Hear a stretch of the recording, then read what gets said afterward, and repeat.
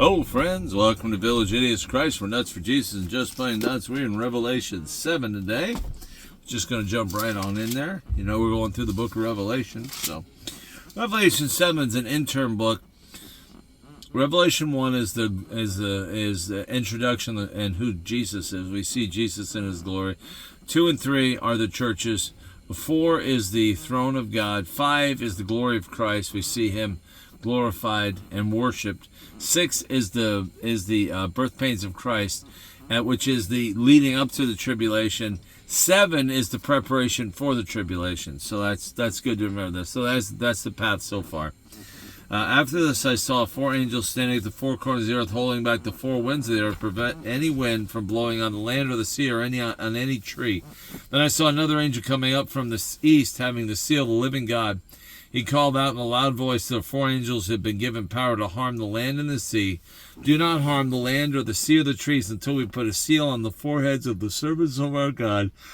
Then I heard the number of those who were sealed, 144,000 from all the tribes of Israel. From the tribe of Judah, 12,000. From the tribe of Reuben, 12,000. From Gad, 12,000. Asher, 12,000. Naphtali, 12,000. Manasseh and Simeon, 12,000 each. Levi, 12,000. Issachar, 12,000. Zebulun, 12,000. Joseph, 12,000. Benjamin, 12,000. So, and we'll continue on in a second here, but these are they who are going to be. These are the supernatural witnesses for Christ during the tribulation. 144,000 witnesses, and these guys are they're gonna proclaim Christ throughout the whole earth. Amen. And the great multitude in white robes. After this I looked, and there before me was a great multitude that no one can count, from every nation, tribe, people, and language, standing before the throne in front of the Lamb. They were holding white robes and were holding palm branches in their hands, and they cried out in a loud voice, "Salvation belongs to our God who sits on the throne and to the Lamb." All the angels standing around the throne and around the elders and the 4 living creatures, they fell down on their faces before the throne and worshiped God, saying, "Amen. Praise and glory and wisdom and thanks, honor and power and strength be to our God forever and ever."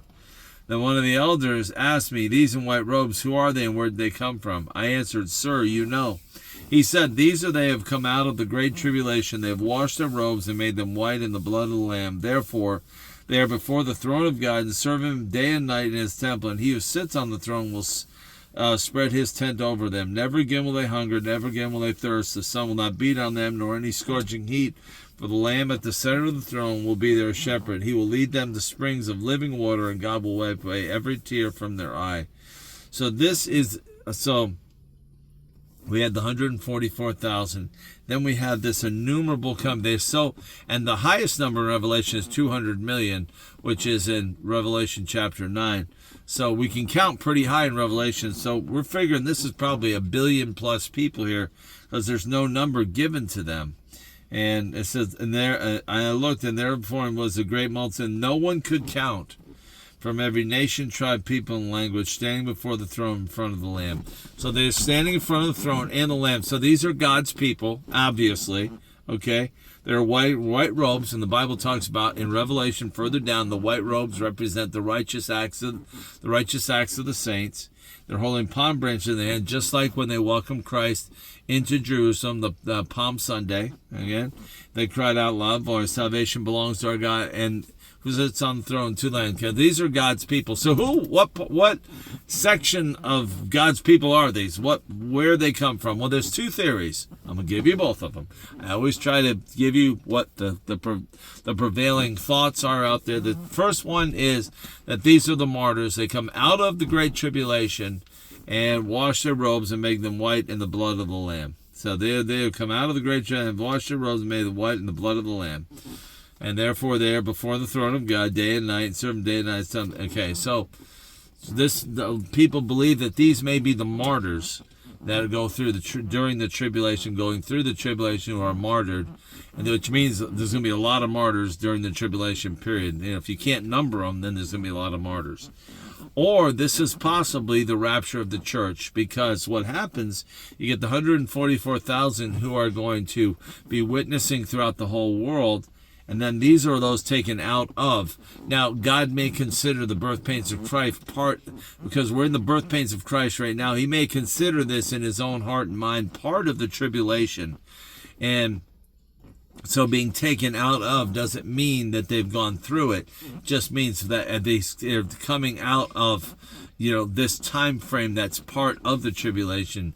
All the bad stuff may not have happened, but we've had these birth pains of Christ going on since the early 20th century. So God may be reckoning that all of this together is part of the tribulation, coming out of the tribulation. And so, but since you can't number them, most of us who believe in the rapture believe, all the Christians and possibly all the children, we're looking at 1 billion or a couple billion people minimum. If you count all the children, at least 1 or 2 billion, and those that claim Christ are actually true Christians. So it would be hard to number. On the day of the rapture, it's going to be hard to number how many people, especially again if the children are taken, how many people are going to be numbered. So, because then we get into Revelation 8, which is the tribulation. Revelation 8:2 is the beginning of the tribulation. And so this is if their pre-tribulation rapture is right, this is possibly a pre-tribulation rapture. Again, theory. Again, pre-tribulation rapture are those going through the tribulation that are martyred for Christ during the tribulation. So, but that's chapter 7. It's an in-between. It's a juncture between everything before and everything after, because everything in the next chapter, the heavy judgments of God begin in Revelation 8. Revelation 6 is again the birth pains of Christ, natural events. Revelation 8 is the supernatural Revelation 8 and following are the supernatural judgments of God, and they are brutal. So anyway, that's Revelation 7 today. Hope you enjoyed this. Love you, can't get enough of you. We appreciate you. And we're just going to keep on trucking through Revelation. I share the stuff I know, and the stuff I don't know, I say, I don't know. What a concept. Woo-hoo. Josh admits he don't know. Wait a minute, that guy isn't an idiot. Yes, he is. Don't mess my cred up. My cred. What do they call that? Don't mess my reputation up. I am an idiot. Don't say I'm not an idiot. I am. Anyway, love you, can't get enough of you. We appreciate you, and we will talk to you later on. You have a blessed day.